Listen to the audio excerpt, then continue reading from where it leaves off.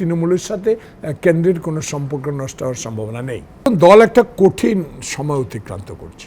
দেখুন, বিষয়টা নির্বাচন, বিষয়টা বহিষ্কার, বিষয়টা কেন বহিষ্কার করছি, বিষয়টা তৃণমূলের সাথে সম্পর্ক নষ্ট হবে কিনা, আন্দোলনে ক্ষতিগ্রস্ত হবে কিনা, এই কয়েকটা বিষয় তো বৈশাখী জানতে চেয়েছেন।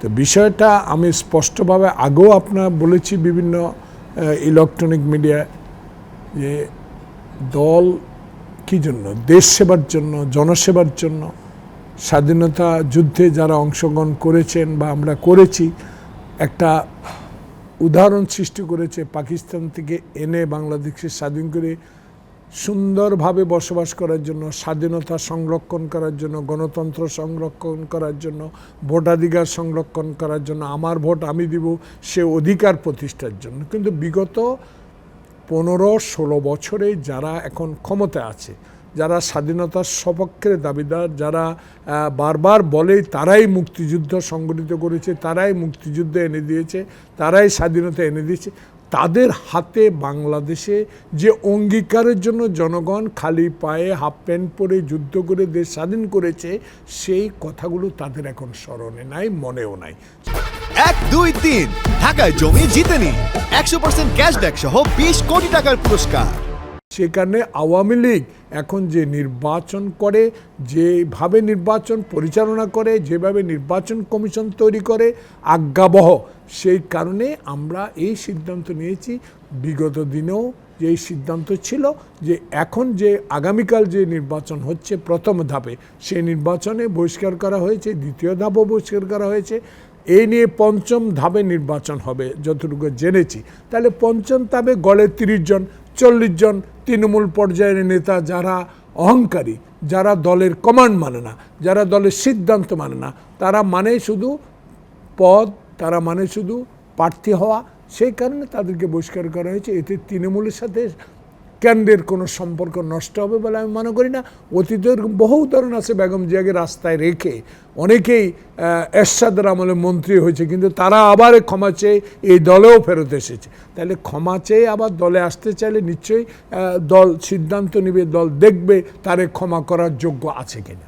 সেখানে আমি মনে করি তৃণমূলের সাথে কেন্দ্রের কোনো সম্পর্ক নষ্ট হওয়ার সম্ভাবনা নেই। আন্দোলনে দেখেন, একজন নেতাই তো উপজেলার চেয়ারম্যান ইলেকশন করছেন, একজন ভাইস চেয়ারম্যান করছেন, এই দুইজন তো মহিলা ভাইস চেয়ারম্যান, একজন, 3 জন।